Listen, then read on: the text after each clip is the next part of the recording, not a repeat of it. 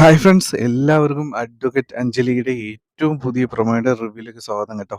അപ്പോൾ നിങ്ങളെല്ലാവരും ഇന്നത്തെ എപ്പിസോഡ് കണ്ടു കാണുമെന്നാണ് ഞാൻ പ്രതീക്ഷിക്കുന്നത്. അപ്പോൾ ഇന്ന് അർജുൻ്റെയും കാവ്യയുടെയും വിവാഹം ഞാൻ 10 ദിവസത്തിനുള്ളിൽ നടത്തിത്തരും, അല്ലെങ്കിൽ അത് നടക്കും എന്ന് കുറിപ്പിന് രാഘവനുണ്ണി വക്കീല് വാക്ക് കൊടുത്തിരിക്കുകയാണ്.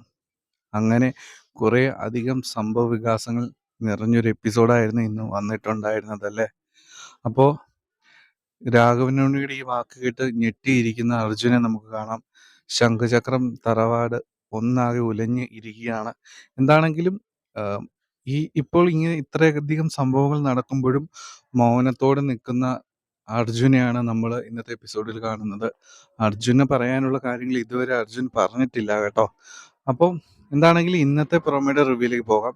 എന്താണെങ്കിലും നമ്മൾ ഇന്ന് കണ്ട എപ്പിസോഡിൻ്റെ അതുമായി ബന്ധപ്പെട്ട സംഭവങ്ങളൊന്നും തന്നെ ഇന്ന് വന്ന പ്രൊമോയിൽ നമ്മൾ കാട്ടിയിട്ടില്ല കേട്ടോ.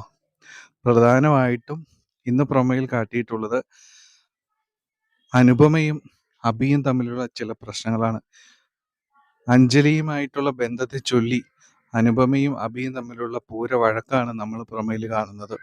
എന്താണെങ്കിലും അനുപമ അഭിയോട് പറയുകയാണ്, നിങ്ങളെ എൻ്റെ ഈ താലി കഴുത്തിൽ കിടക്കുന്ന കാലത്തോളം നിങ്ങൾ അഞ്ജലിയുടെ പുറകെ നടന്നിട്ട് കാര്യമില്ല.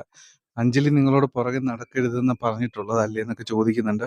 അപ്പോൾ അഭിക്ക് വളരെയധികം ദേഷ്യം വരികയും, ഞാൻ എൻ്റെ കാര്യം നോക്കാനറിയാം, നീ അതിൽ കൂടുതൽ ഇടപെടേണ്ട കാര്യമില്ല എന്നൊക്കെ പറഞ്ഞിട്ട് ഈ താലിയാണല്ലേ പ്രശ്നം എന്ന രീതിയിൽ താലി വലിച്ച് പറിച്ചെടുക്കുന്ന ഒരു സീനാണ് ഇന്നത്തെ പ്രൊമോയിൽ കാട്ടിയത്.